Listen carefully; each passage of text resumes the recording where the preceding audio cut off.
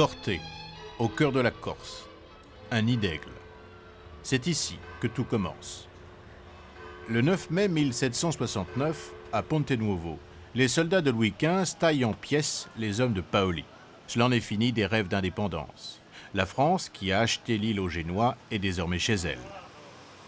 Paoli abandonne Corté et s'enfuit en Angleterre. Ceux qui l'ont soutenu prennent le maquis. Les Bonaparte, Charles et Laetitia, sa jeune épouse, sont du nombre. Ils quittent cette vieille maison de Corté où est né Joseph, futur roi de Naples et d'Espagne, et où a été conçu Napoléon. Ils vont se réfugier dans la montagne, au-dessus de Corté. À 19 ans, Laetitia est enceinte de 6 mois. Elle attend Napoléon. Plus tard, elle dira que durant toute cette héroïque et douloureuse retraite, l'enfant s'agitait violemment.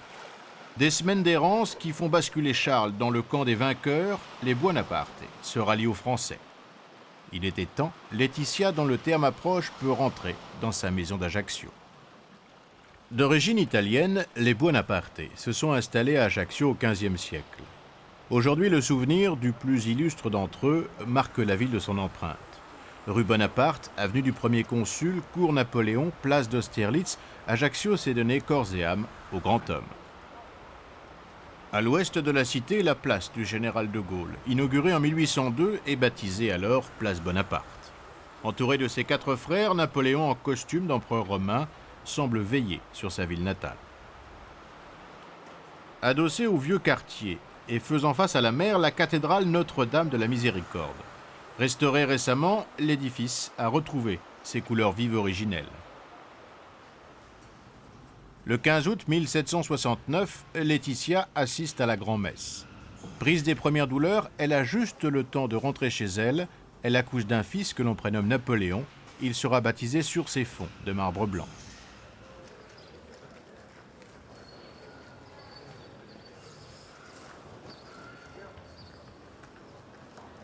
C'est rue Saint-Charles, anciennement rue Malherbe, que se trouve la maison Bonaparte. C'est à peu près celle que Napoléon a connue dans son enfance. C'est aujourd'hui un musée. On a vécu derrière cette façade dans le tumulte de l'enfance.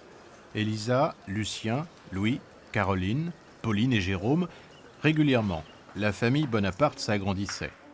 Charles et Laetitia étaient des parents comblés.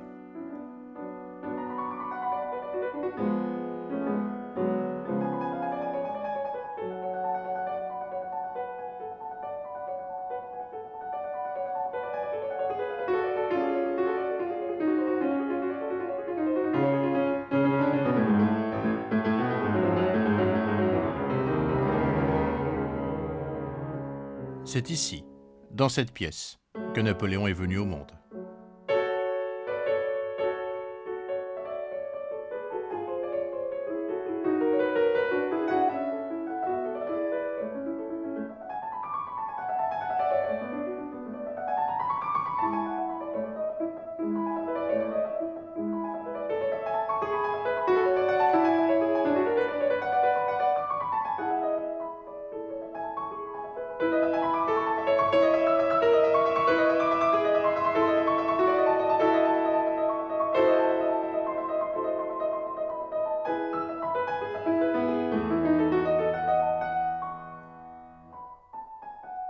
Il faut traverser cette longue galerie pour accéder à la chambre dite à la trappe.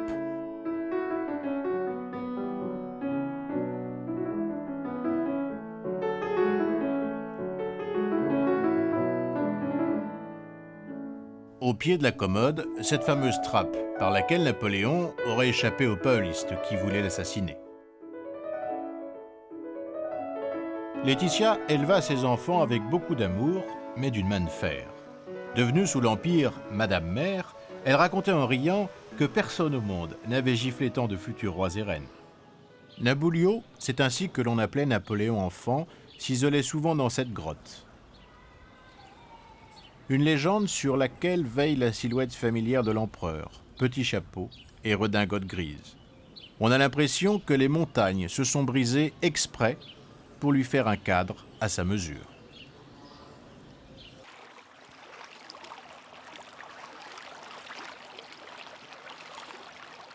À quelques kilomètres d'Ajaccio, les îles Sanguinaires. On y arrive par une route qui épouse toutes les sinuosités de la côte. Cette promenade, Napoléon la fit souvent, avec Joseph, son frère aîné, au temps des premiers congés d'officiers. Sur le chemin, on passe devant la chapelle des Grecs. Dans ses mémoires, Joseph écrit « Nos promenades journalières, avec Napoléon, se prolongeaient sur le rivage de la mer, bien au-delà de la chapelle des Grecs, en côtoyant un golfe aussi beau que celui de Naples. Dans un pays embaumé par les exhalaisons des myrtes et des orangers, nous ne rentrions quelquefois qu'à la nuit close. »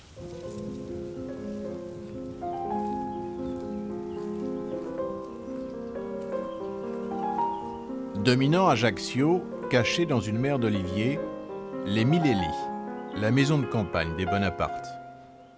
L'endroit n'a pas changé. Un lieu qui a toujours charmé Napoléon.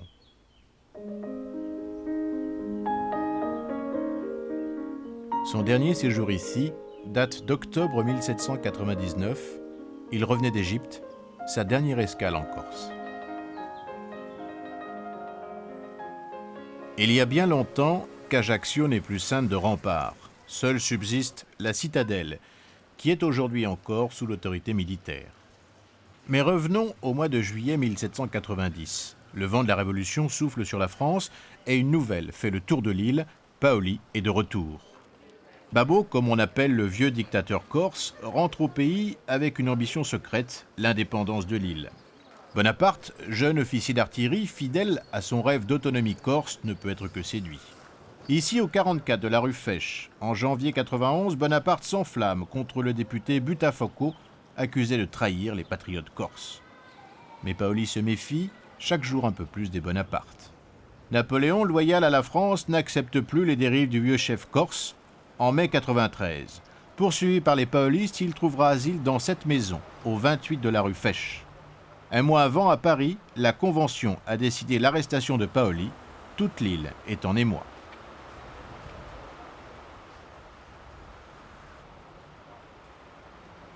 L'histoire s'est aussi attardée rue Bonaparte. En septembre 1815, alors que l'empereur vogue vers Sainte-Hélène, Murat arrive à Ajaccio. Il y passera 6 jours, le temps de rassembler une poignée d'hommes pour repartir à la conquête de son trône de Naples. Il habitait cette maison, une expédition que Murat paya de sa vie. C'est le cardinal Fesch, l'oncle maternel de Napoléon, qui entreprit la construction de ce palais. Il abrite aujourd'hui une partie des 16 000 tableaux rassemblés par le cardinal. Dans l'aile droite, la chapelle impériale, élevée sur les ordres de Napoléon III.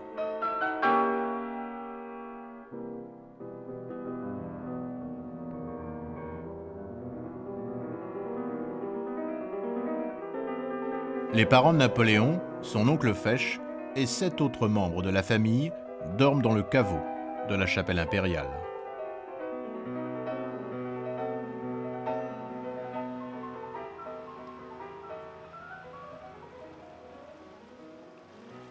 Encerclée de figuiers de Barbarie, la tour de Capitello se dresse fièrement face à Ajaccio.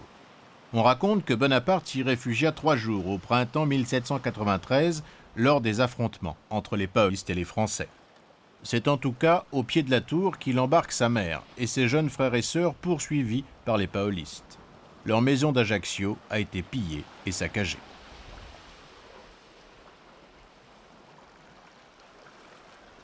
Défiant l'horizon, cette forteresse qui domine la mer du haut de ses falaises blanches, c'est Bonifacio.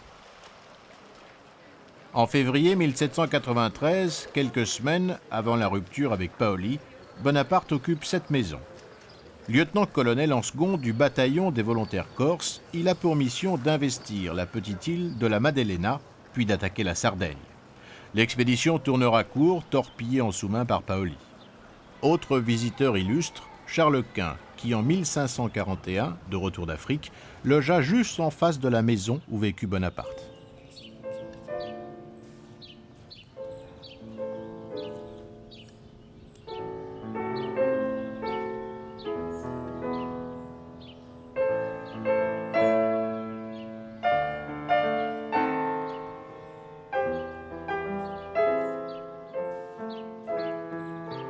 Au début du mois de juin 1793, c'est un homme traqué qui, bravant 1000 dangers, quitte Ajaccio à cheval pour Calvi.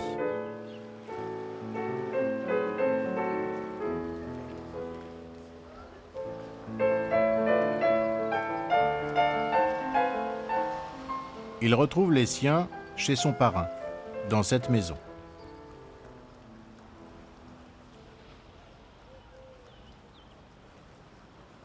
À Sainte-Hélène, il se souviendra de ceux qui l'ont aidé à échapper aux Paolistes. Son testament en fait foi. Le 11 juin 1793, Napoléon et sa famille s'embarquaient pour Toulon. 6 mois après, il reprenait la ville aux Anglais. L'Aigle avait pris son envol.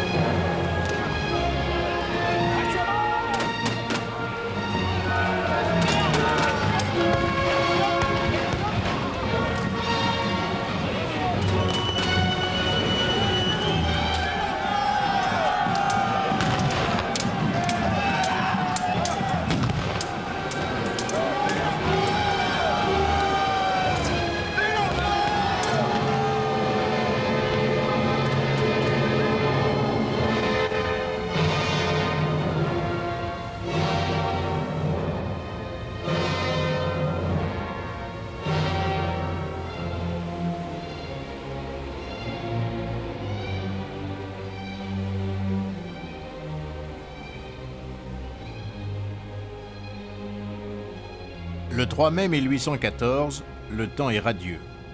Une faible brise pousse une frégate battant pavillon anglais vers Porto Ferraio. À son bord, l'empereur Napoléon, que l'Europe a fait roi de l'île d'Elbe, une île qui appartenait alors à la France. À terre, la surprise fait place à l'enthousiasme. Dans l'exaltation, on se prépare à accueillir le nouveau souverain. Le 4 mai, sitôt le jour levé, la foule se presse sur le port, envahit le toit des maisons, tous veulent l'apercevoir. À midi, le canon tonne, les cloches déchaînent, l'empereur, en habit vert des chasseurs de la garde, arrive à Porto Ferraio, sa capitale. Il entre en ville en passant sous la voûte de la porte de mer. La Piazza della Repubblica, hier la place d'Armes, a été prise d'assaut par les Elbois. Et c'est au cri de « Vive l'empereur » qu'il arrive au Duomo, la cathédrale, où l'on chante un Te Deum. L'hôtel de ville, la première résidence de Napoléon. Il occupa l'appartement du premier étage, qui fut celui, 12 ans plus tôt, du chef de bataillon Joseph Hugo et de son jeune fils, Victor Hugo.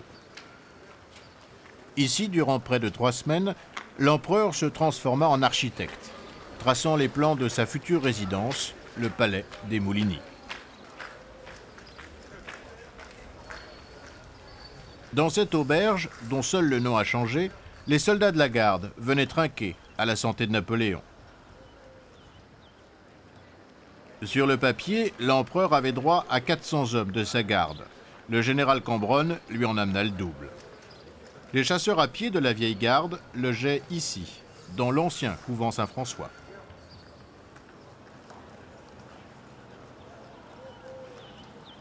Juste de l'autre côté de la rue se trouve la célèbre église de la Miséricorde, où venait prier la mère de Napoléon, qui avait tenu à rejoindre son fils dans l'exil.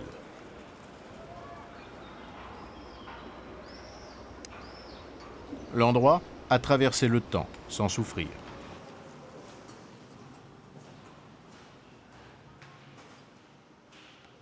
Ici, tous les ans, le 5 mai, jour anniversaire de sa mort, une messe est célébrée à la mémoire de l'empereur. Sous l'autel sont conservées les reliques de Saint Christin, le patron de la ville.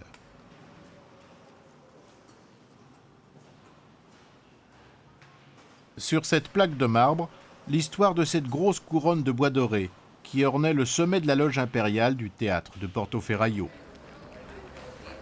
Via Ferrandini, à 100 mètres de l'église, la maison Ventini, habitée par Madame Mère, que Napoléon y soit venu, ne fait aucun doute. Fer de lance de l'armée de l'île d'Elbe, les soldats de la vieille garde, venus de France. Il y en avait peu dont l'empereur ne sut pas le nom. des hommes qui laissent tomber le glaive pour le pic et le ciseau. L'énergie impériale réveille les Elbois. Les décrets pleuvent. On construit, on aménage, on cultive, on trace des routes. Toute l'île devient une ruche bourdonnante.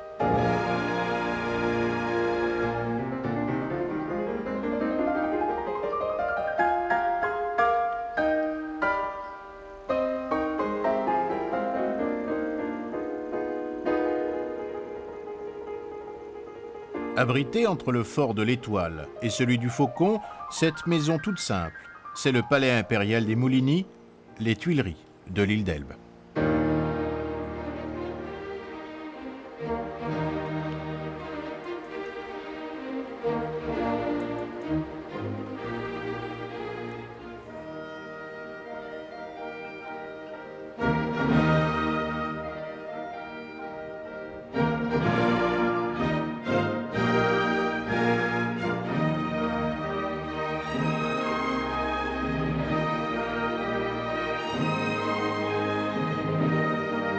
Au rez-de-chaussée du salon, on passe dans la bibliothèque. Une bibliothèque riche d'1 millier d'ouvrages, aux armes impériales, provenant de Saint-Cloud, de Fontainebleau et de Compiègne.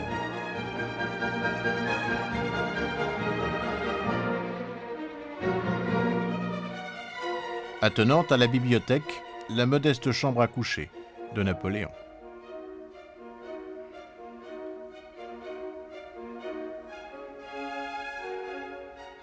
Donnant sur le jardin, la salle du conseil et le bureau.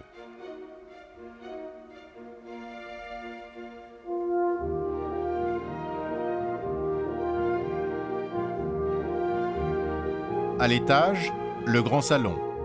Pauline, la sœur de Napoléon, a régné ici de tout l'éclat de sa beauté. Elle rythmait la vie de la cour, des fêtes et des bals qu'elle organisait. Son frère ne lui demanda qu'une chose, qu'elle évite, les soirs de réception, de porter ses plus beaux bijoux, il ne fallait pas froisser ces dames de l'île d'Elbe.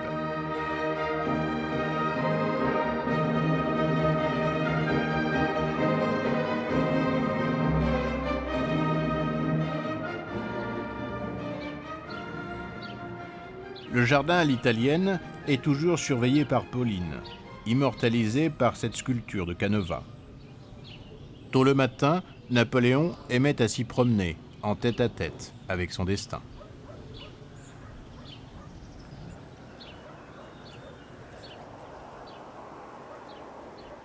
L'île d'Elbe, c'est une poussière d'empire, pour l'homme qui a dicté sa loi de Moscou à Madrid. À peine 224 km² pour 12 000 habitants. Un royaume qu'il visite dans ses moindres recoins, épuisant son entourage. Mon île est bien petite, soupirait l'empereur.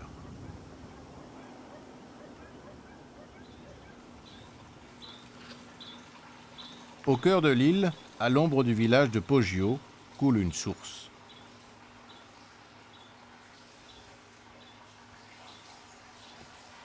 Une eau pure et fraîche qui désaltéra Napoléon. Elle est aujourd'hui exploitée et commercialisée sous le nom de Fonte Napoleone.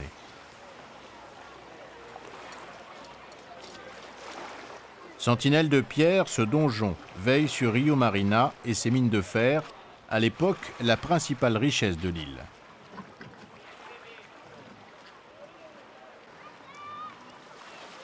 Le directeur des mines, c'est Ponce de Léraud, un homme droit, républicain dans l'âme, sans aucun enthousiasme vis-à-vis de l'empereur. Le 6 mai 1814, Napoléon descend de cheval devant la maison de Ponce de Léraud. Pour l'accueillir, on a fleuri le jardin, sans penser à mal, un parterre de fleurs de lys. « Mais voici logé à bonne enseigne », dit l'empereur en souriant. Ponce de Léraud deviendra l'un des fidèles.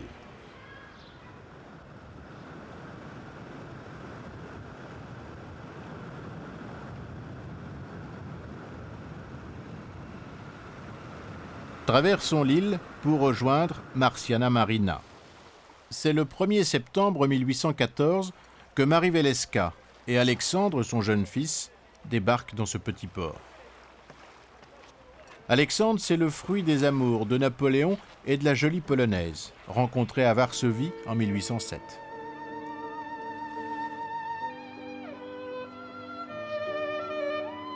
Là-haut, sur le Monte Giove, le mont Jupiter, Napoléon les attend.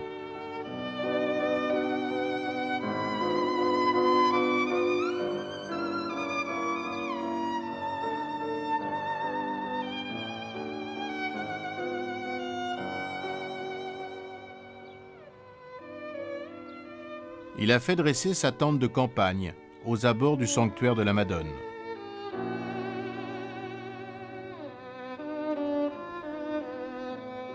L'empereur a vécu ici 2 jours lumineux, jouant avec son fils sous le regard attendri de Marie Walewska.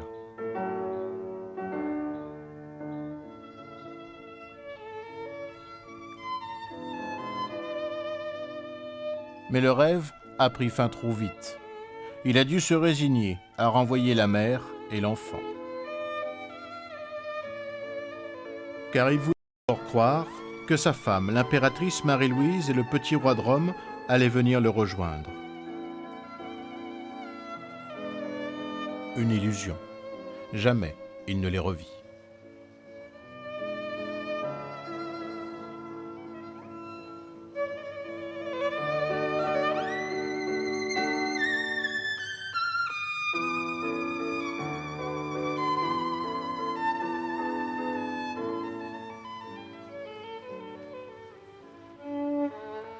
Le chemin qui passe devant l'Ermitage conduit au sommet, constellé de rochers qui semblent avoir été jetés ici par les dieux en colère. Napoléon y a passé de longues heures, observant la Corse qui, par beau temps, se détache sur l'horizon.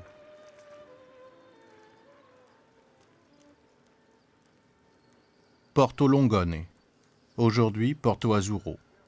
Après le départ de la comtesse Walewska, Napoléon s'installe dans la citadelle qui domine ce village. Une citadelle devenue par décret palais impérial. Encerclé par la verdure, l'endroit est aujourd'hui sous la coupe des militaires. À quelques kilomètres de là, niché dans un paysage grandiose, l'ermitage Notre-Dame de Monserrato. Un cadre enchanteur, si loin des amertumes de la vie, murmura l'empereur. Envers et contre tout, il sait que son étoile ne l'a pas abandonné. Il sait qu'en France, on le regrette chaque jour un peu plus. Il sait aussi que l'Europe veut en finir avec lui. Déjà, on parle de l'exiler à Sainte-Hélène.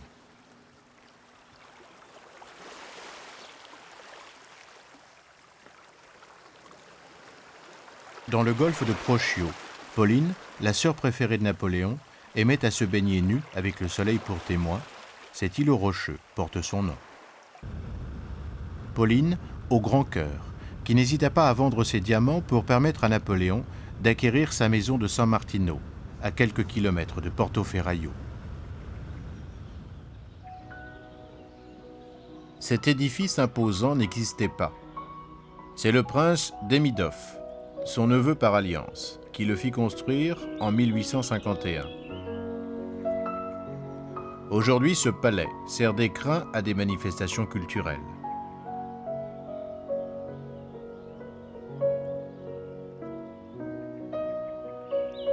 Sur le toit du palais, le Saint-Cloud de l'île d'Elbe, la petite maison de San Martino.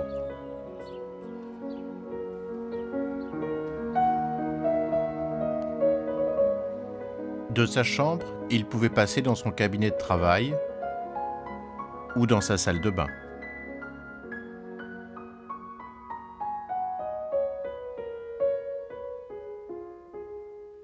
Comme par magie, le temps a épargné les décors.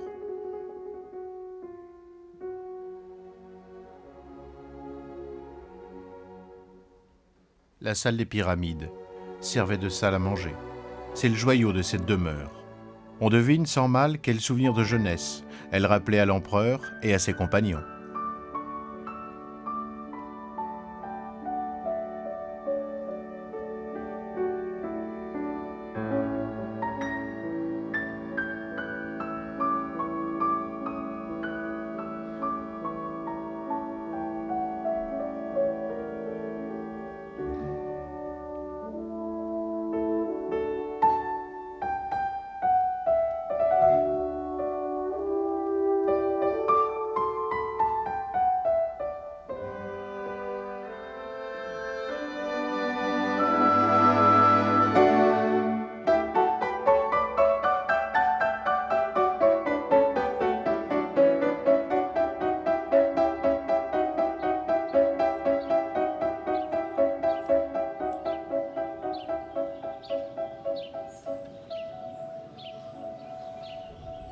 Aujourd'hui encore, le drapeau de l'empereur flotte sur Portoferraio. Le 26 février 1815, Napoléon et sa garde quittent l'île d'Elbe pour reprendre le chemin de la gloire. L'aigle va voler de clocher en clocher jusqu'à Paris.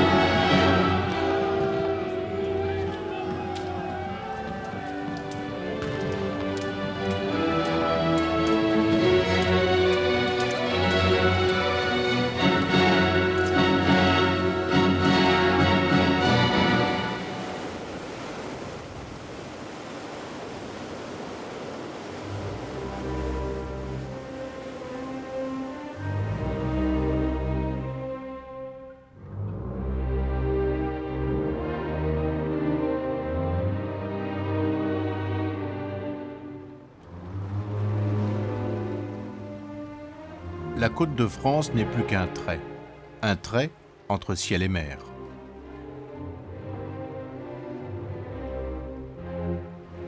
Ce 12 juillet 1815, Napoléon quitte la frégate La Salle, où il vit depuis son départ de Rochefort. Il débarque à l'île d'Aix au cri de « Vive l'empereur ». Tous les habitants l'acclament. Napoléon va passer 3 jours sur cette petite île qui défend l'embouchure de la Charente. 3 jours en France, les derniers sur cette terre française qu'il a tant aimée. 3 jours d'hésitation et de doute sur le parti à prendre. On échafaude des plans pour échapper à la croisière anglaise qui rôde, guettant sa proie. 3 jours fatals qui ont marqué l'île à jamais.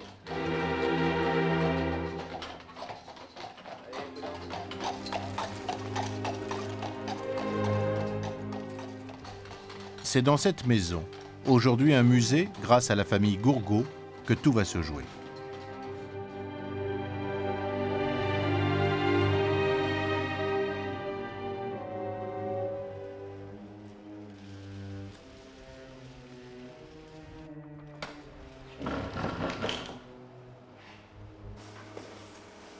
Tous se disputent l'honneur de sauver l'empereur et de le conduire en Amérique.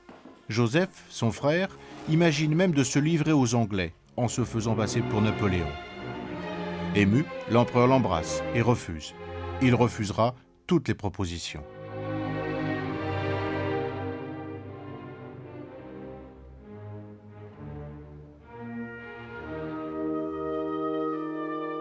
En fait, sa résolution est prise. Et dans la nuit du 13 au 14 juillet, il écrit au prince régent d'Angleterre.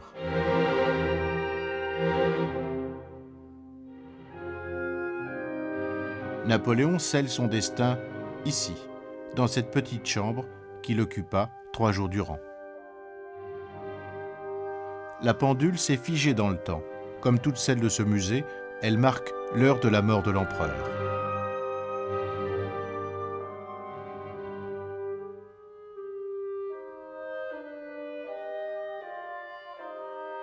À la lumière d'une chandelle, Napoléon écrit « En but aux factions qui divisent mon pays et à l'inimitié des plus grandes puissances de l'Europe, j'ai terminé ma carrière politique et je viens comme Thémistocle m'asseoir au foyer du peuple britannique. Je me mets sous la protection de ces lois que je réclame de votre Altesse royale comme du plus puissant, du plus constant et du plus généreux de mes ennemis. »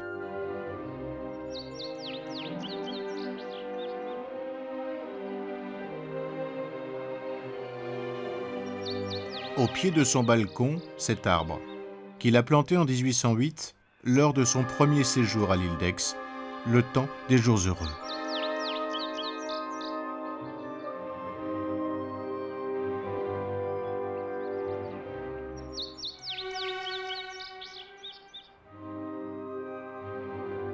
Napoléon a choisi cette chambre, car de son balcon, il pouvait surveiller les allées et venues des bateaux anglais.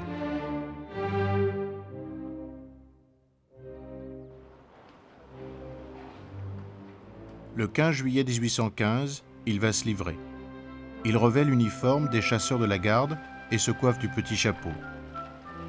D'ici, il quitte le sol de France. Le général Becker lui demande « Votre Majesté désire-t-elle que je l'accompagne jusqu'à la croisière ?» « Non, général Becker, il ne faut pas que l'on dise que la France m'a livré aux Anglais. » L'empereur n'a bien sûr pas vu le Fort Boyard. Même s'il en a ordonné la construction, l'ouvrage a été terminé bien après sa mort. Et c'est au cri de « Vive l'empereur » qu'il va monter à bord du Bellérophon.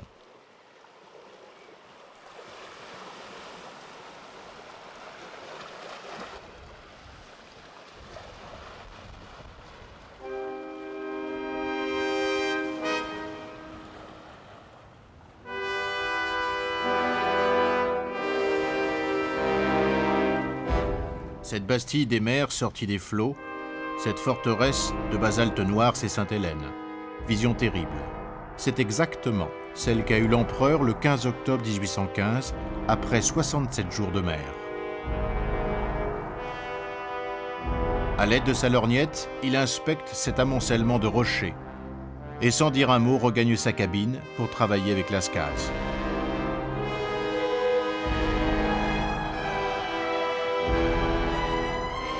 Quelques minutes plus tard, il grommela. « Ce n'est pas un beau séjour. J'aurais mieux fait de rester en Égypte, je serais à présent empereur de tout l'Orient. »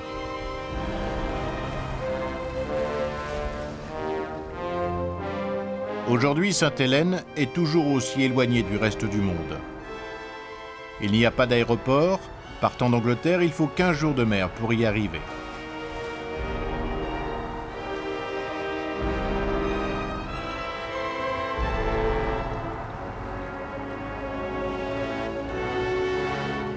Le Saint-Helena passe ici toutes les 10 semaines, les cales surchargées. L'île ne produisant rien, l'Angleterre se doit de tout importer.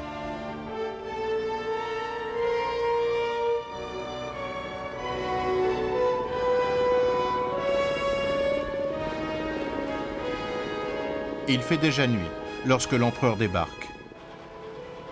En gravissant, ses marches, taillées dans le roc, des marches depuis longtemps à l'abandon.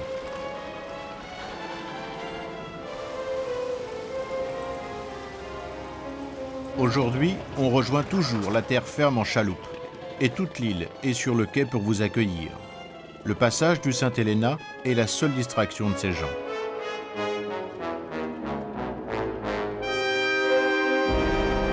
« 6000 personnes vivent dans cette prison sans barreaux.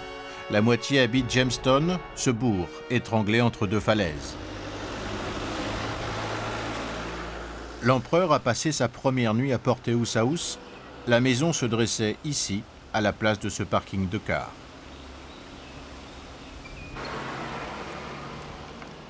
Le fidèle marchand, premier valet de chambre de l'empereur, raconte dans ses mémoires que l'ensemble de la petite ville, composée d'une centaine de maisons, est propre et coquet.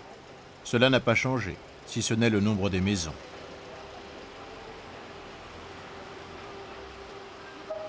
Le commissaire de Louis XVIII, le stupide Montchenu, Napoléon l'appelait ainsi, habitait cette demeure.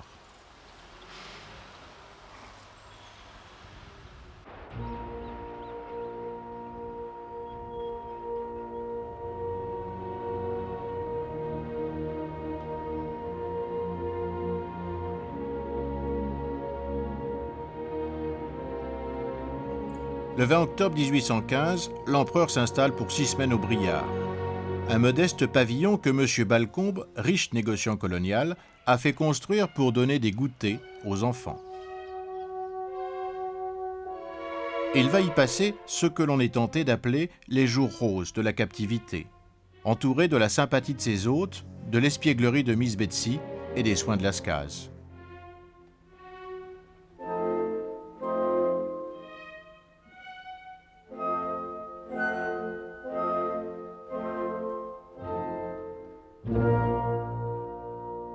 Les Briards sont au pied du fort de Hainault, qui tous les soirs annonce au canon l'heure du couvre-feu.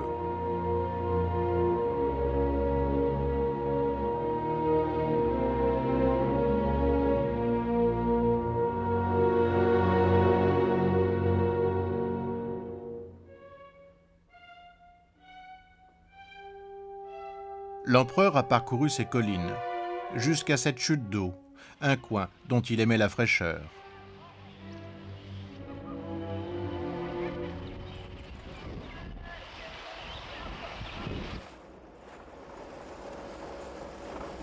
Partant de Jamestown, cette route, à flanc de montagne, monte à Longwood, la maison de Napoléon, ou plutôt sa prison.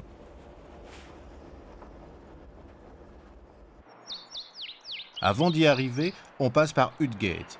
Napoléon y est venu souvent, rendre visite au grand maréchal Bertrand, dont la première maison était à cet emplacement. Le plateau de Longwood, constamment battu par les vents et fouetté par la pluie, le plus mauvais endroit de l'île.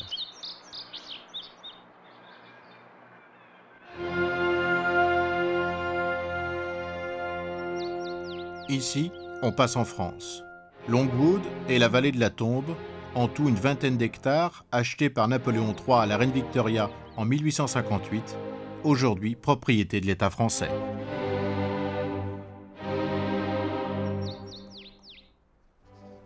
Ici, dans le petit pavillon chinois, à l'abri des regards indiscrets, Napoléon a passé des heures à observer les bateaux.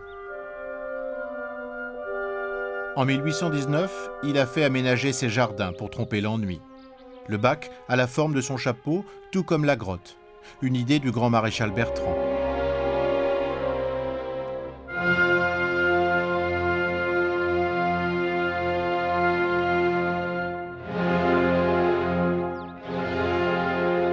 Il a dirigé la construction de ces jardins comme on commande sur un champ de bataille.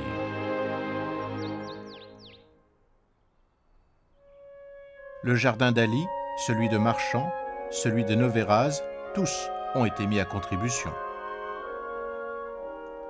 Cette allée, baptisée l'allée de Bertrand, mène à la deuxième maison du grand maréchal et sa famille. Elle a perdu un étage. C'est à peu près la vue que Napoléon a pu contempler pendant 6 interminables années.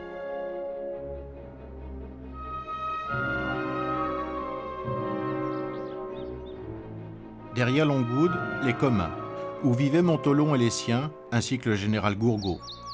C'est aujourd'hui la résidence du consul de France.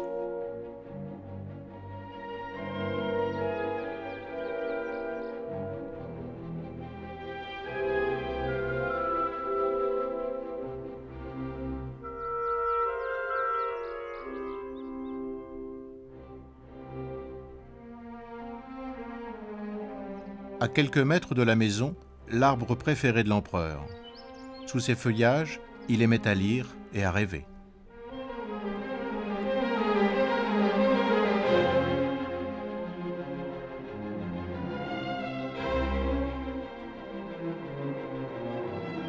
Dans ce volet fermé, Napoléon a fait découper 2 encoches pour lui permettre d'observer à l'aide de sa longue vue qui arrivait sur son domaine.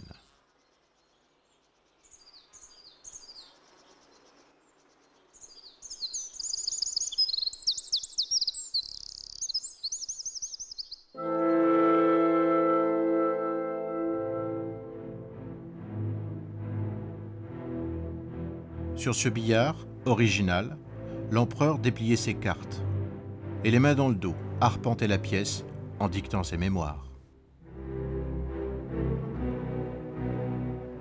Sur cette map monde, d'un doigt rageur, il a effacé le nom de Sainte-Hélène.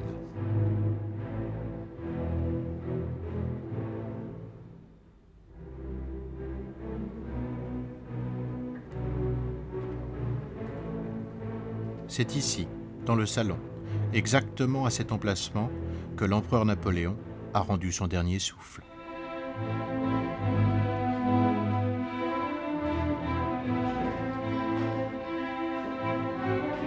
Avec un peu d'imagination, on peut encore entendre le bruit de ses pas.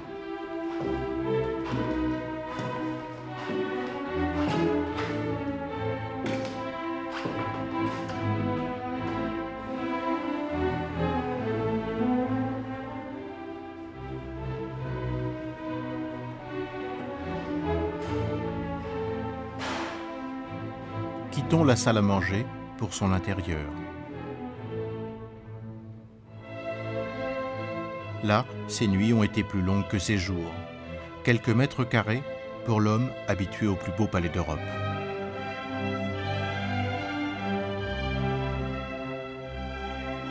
L'empereur a perdu la faculté de commander au sommeil.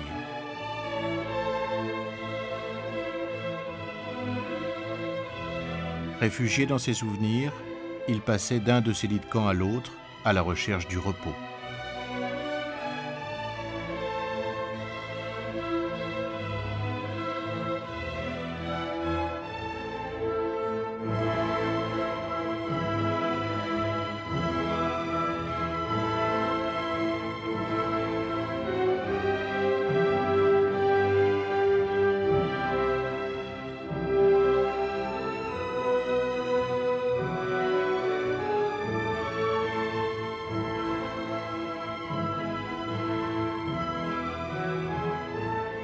Les Anglais lui ont offert la seule chose qui manquait à sa gloire, la fortune.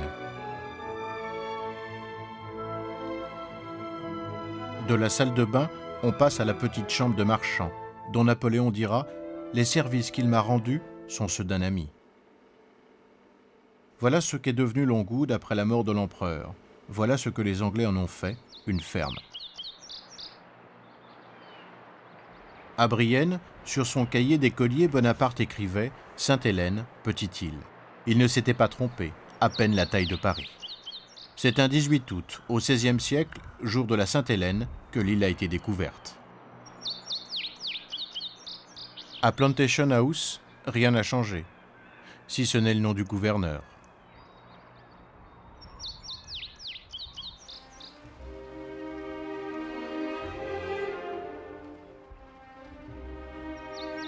Le 4 octobre 1820, Napoléon arrive à Sandy Bay. Des heures à cheval qui l'ont épuisé. Il demande l'hospitalité à M. Dufton dans cette maison.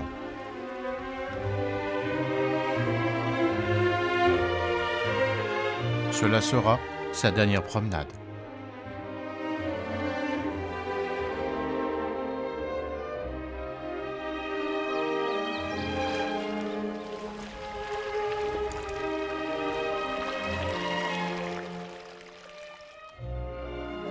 Au cours des rares sorties de sa maison-prison, l'empereur et sa suite étaient toujours observés, au loin, par des officiers anglais.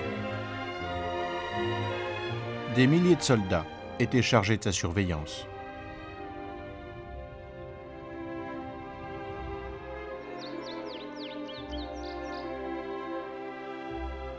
Au fond de la vallée du Pêcheur, surnommée par les Français Vallée de la Nymphe, vivait une très jolie jeune fille, Bouton de Rose. Sa maison est aujourd'hui une ruine.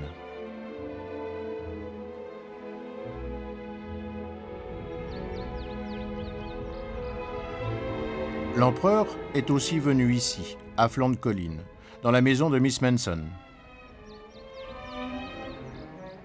L'excentrique de l'île, qui parlait cru, est monté en Amazone, un bœuf dressé.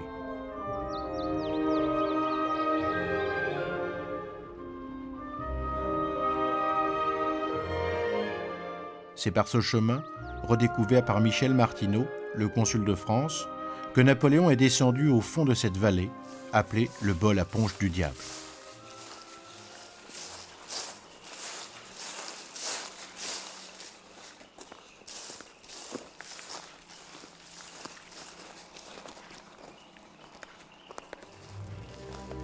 C'est ici, au pied de la source, qu'il a décidé de se faire enterrer. Et le 5 mai 1821 s'envole le plus puissant souffle de vie qui jamais anima l'argile humaine.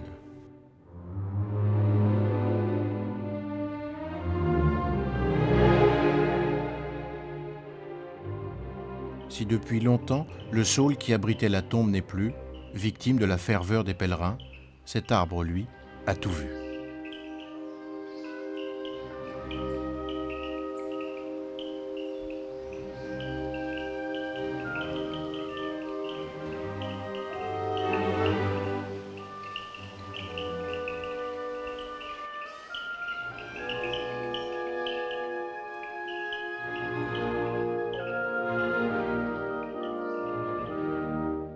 Ce sont les soldats anglais qui ont creusé ce chemin pour permettre de descendre le lourd cercueil de l'empereur. Ultime mesquinerie anglaise, la pierre tombale est nue. Elle ne porte aucune inscription. Les Anglais n'ont pas voulu que l'on grave simplement le nom de Napoléon parce qu'ils ne lui reconnaissaient pas son titre d'empereur.